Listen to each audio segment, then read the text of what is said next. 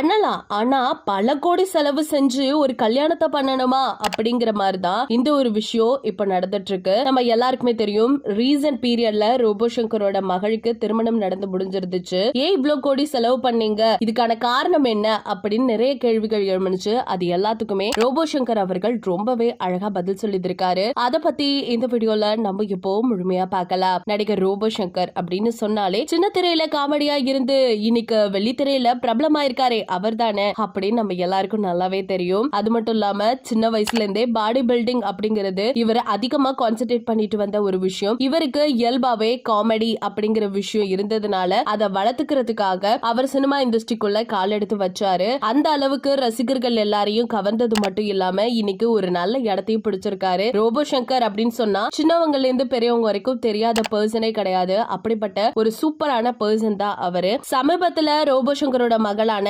இந்திரா அவர்களுக்கு திருமணம் நடந்து முடிஞ்சிச்சு. அது மட்டும் இல்லாம இந்திராவும் ஓரளவு ஃபெமிலியரான ஒரு பர்சன் தான். அதுக்கு ரோபோ சங்கர்ட்ட கேட்டாங்களா, ஏன் இப்படி பல கோடி செலவு செஞ்சு இவ்ளோ பிரம்மாண்டமா திருமணம் நடத்திருக்கீங்க அப்படின்னு கேட்கும் பொழுது, எனக்கு இருக்கதோ ஒரே மகள், அது மட்டும் இல்லாம அவர் ரொம்பவே செல்லமானவர். என்னோட கல்யாணத்தெல்லாம் நீங்க பாத்தீங்கன்னா ரொம்பவே சிம்பிளாவே இருக்கும். முக்கியமா சொல்லணும்னா யாருமே கல்யாணத்துக்கு வரல. என்னால செலவு செய்யற அளவுக்கு நான் பெரிய இடத்துலயுமே இல்ல. இப்பயாவது நிறைய நிகழ்ச்சியில கலந்துக்கிறேன். அதனால ரோபோ சங்கர் அப்படின்னு சொன்னா எனக்கு எல்லாருக்குமே தெரியும். அது மட்டும் இல்லாம பெண் வீட்டார்ல இருந்து ஒரு 4-5 பேரு, என் வீட்ல இருந்து நான் மட்டும்தான் போய் என் கல்யாணத்தை முடிச்சுக்கிட்டேன். அப்படி இருக்க கூடாது, பிரபலங்கள் எல்லாருமே வரணும், என் பொண்ணை எல்லாருமே வாழ்த்தணும் அப்படிங்கிறதுக்காக தான் நான் என்னோட சொந்த மகளுக்கு திருமணம் நடக்கும் பொழுது எந்த ஒரு காசையுமே பார்க்காம அப்படி செலவு செஞ்சு அவளுக்கு பிடித்த மாதிரி நான் கல்யாணம் நடத்தி முடிச்சேன் அப்படிங்கிற மாதிரி பெருமையா சொல்லியிருந்திருக்காரு. அதாவது இதுல இருந்து என்ன தெரியுதுன்னா, என் கல்யாணம் இப்படி நடக்கல, என் பொண்ணோட கல்யாணமாவது இப்படி நடக்கட்டும் அப்படின்னு ஆசைப்பட்டதை நிறைவேற்றிக்கிறேனேப்பா அப்படிங்கிற மாதிரிதான் சில விஷயங்கள் இருந்துச்சு. அதனாலதான் பொண்ணோட கல்யாணத்தை சிம்பிளா பண்ணாம பயங்கரமா செலவு பண்ணி வேற லெவல் பண்ணிட்டாரு போல ரோபோ சங்கர். இத பத்தி நீங்க என்ன நினைக்கிறீங்க